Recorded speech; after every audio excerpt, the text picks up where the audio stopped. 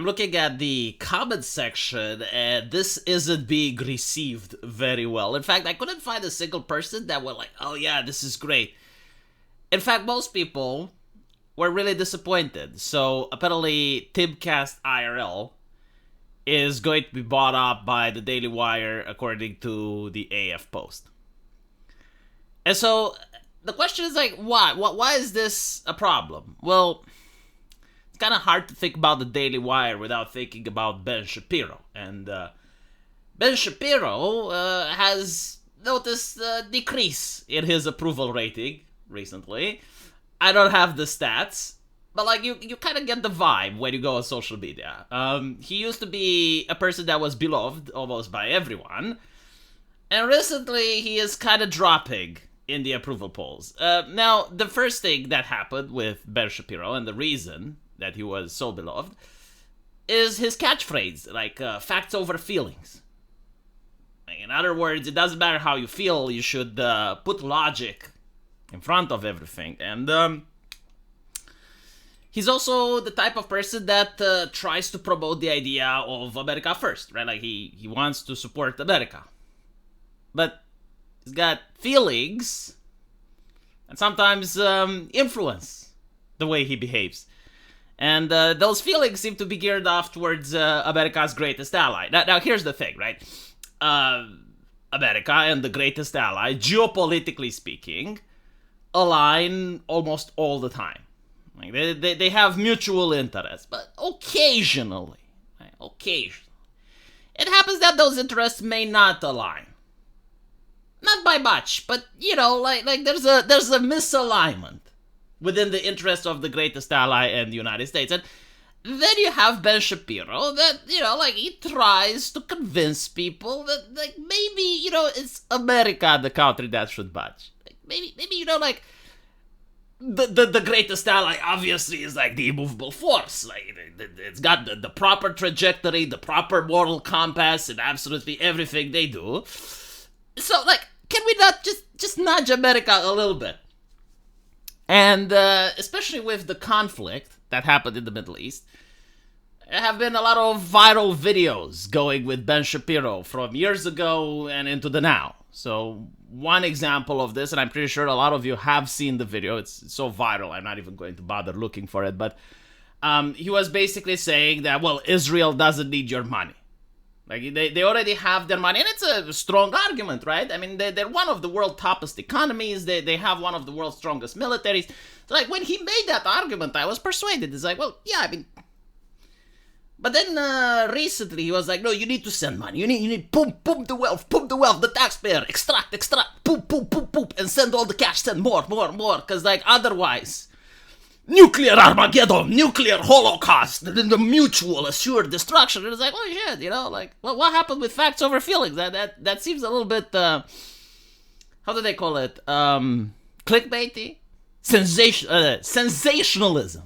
Like, he was sitting there and he was casting sensationalist magic towards me. And I was like, what? And I was the old one, but like a lot of people were like, well, where's our Ben? What happened to our Ben? Like, why is he behaving this way? And then with Candace Owens, right? Like, Candace Owens was working for the Daily Wire, and then she gave a Bible quote. And all of a sudden, the ADL, oh, my anti-Semitism, so look at what she's doing. The dangers, the horror. She is the one that's going to bring the world to ruin. And it's like, what the fuck? It's just one woman. Holy shit. And so this is why a lot of people do not like this merger. It's because the approval ratings of Ben is going down a little bit. There was another thing where a company, I forgot the name of it, but like was talking shit, was talking mad woke shit against America.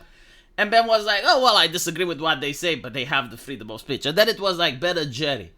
And Ben and Jerry, like, they got into a controversy because they wanted to pull out of, they said something against Israel.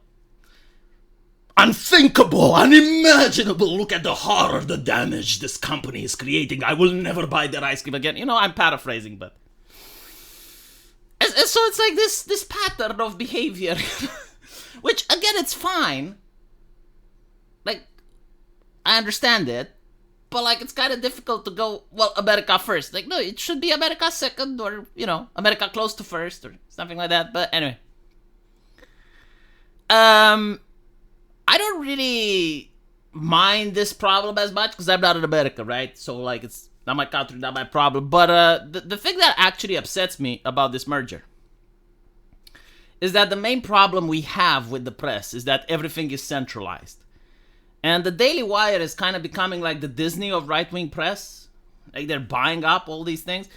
And so you end up, again, with a centralized command. You end up with like a centralized group of people. In other words, you end up with cable news. Here's the thing. Why is it that people are getting their news from YouTube? Or TikTok? Like, what are they doing there? Why are people on YouTube?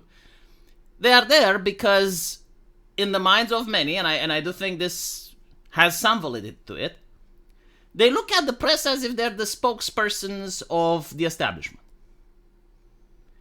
And the press was supposed to be the one that was holding the establishment accountable. Like, in other words, when I look at the press, I should see constant criticism at every single politician in power. It doesn't matter if they're left-wing or right-wing. But that's not what you get, right? And so people go on social media and they find like a different way of thinking. And they're like, well, really? Did that happen? And it's like, yeah, like here's evidence. So that can't be right. And they Google it. It's like, oh shit, that is true. Why aren't the press talking about it? And so a lot of people have moved away from cable news. And they're looking online because they don't trust the news anymore. Because the news isn't just like independent journalists that are hired by a company to do their job. No, like the news is working at a multi-million-dollar company which basically has editorial guidelines, and they tell you what you're allowed and what you aren't allowed about to write. And so this wasn't the case online, right? Like online you have a guy like Tim Pool, and he goes in a house and sits in front of a microphone and talks mad shit. Some of the mad shit may be right, some of the mad shit may be wrong, but at least I know that it's his mad shit, that it's his opinions, basically. And so when you have like these independent content creators being bought off, it doesn't matter if it's the Daily Wire or someone else. Now I don't know if it's their opinions. And someone like Tim Pool, he makes maybe a good amount of cash from the transaction. But then you gotta wonder, like, is he personally going to be afraid that he's going to be the next Candace Owens? Like, even if it's not implied, it's like, hey, you're not allowed to talk about this or that topic. You still kind of know who the boss is, and you still kind of get a vibe. It's like, okay, well, this happened to Candace Owens. Will it happen to me?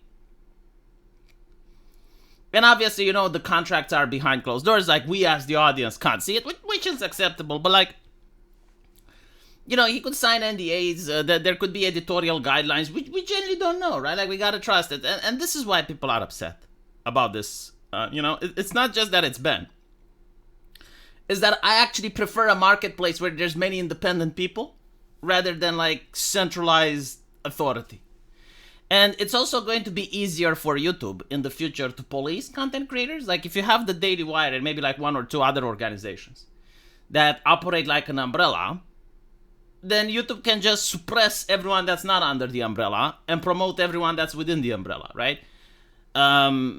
And so, it doesn't look like, oh, well, YouTube is not cracking down on anything. It's just like that.